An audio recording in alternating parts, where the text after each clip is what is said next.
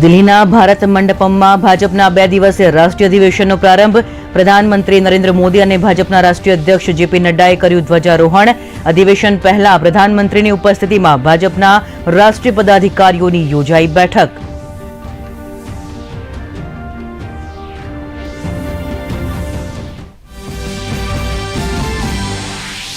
ફરી એકવાર ઇસરોએ રચ્યો ઇતિહાસ. શ્રીહરિકોટાથી કર્યું ઇનસેટ 3DSનું સફળ પ્રક્ષેપણ.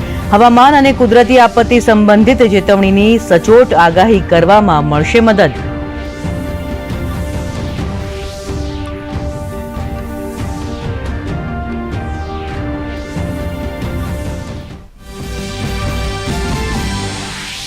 પોખરણમાં ભારતીય વાયુસેનાનું શક્તિ પરીક્ષણ.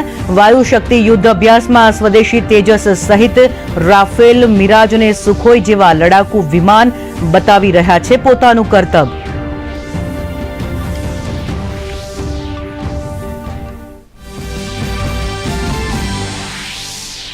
સંદેશ ખાલી હિંસા મામલે રાષ્ટ્રીય અનુસૂચિત જાતિ આયોગનો રાષ્ટ્રપતિને પત્ર. મામલાને ગણાવ્યો અતિ ગંભીર. પશ્ચિમ બંગાળમાં રાષ્ટ્રપતિ શાસન લગાવવા કરી અપીલ. ભાજપે તાત્કાલિક કાર્યવાહીની કરી માંગ.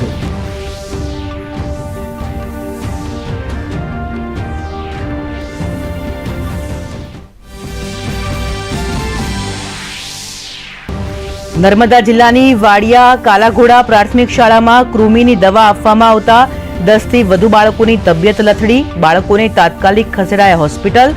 તમામ બાળકોની તબિયત સુધારા પર.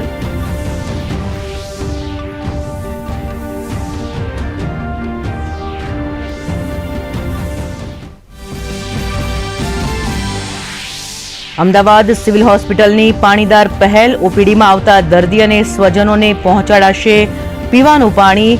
રાજ્યના તેમજ રાજ્ય બહારથી આવતા દર્દીઓ અને સ્વજનો ડિહાઇડ્રેટ ન થાય તે માટે હાથ ધરાઈ પહેલ.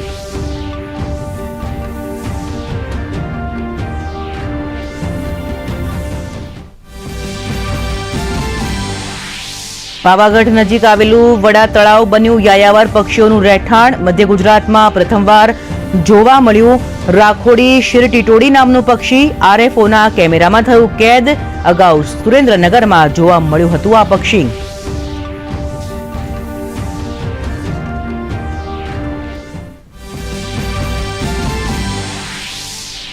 રાજકોટ ટેસ્ટમાં 3જા દિવસની રમત પૂર્ણ. પ્રથમ ઇનિંગમાં ઇંગ્લેન્ડ 319 રનમાં ઓલ આઉટ. ભારતની બીજી ઇનિંગમાં 2 વિકેટે 196 રન. યશસ્વી જયસ્વાલની શાનદાર સદી.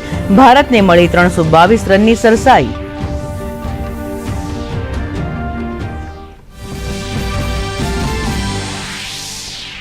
અને બેડમિન્ટન એશિયા ટીમ ચેમ્પિયનશિપમાં ભારતની દીકરીઓએ રચ્યો ઇતિહાસ. પ્રથમવાર કર્યો ફાઇનલમાં પ્રવેશ. સેમીફાઇનલમાં જાપાનને આપ્યો 3-2 થી પરાજય.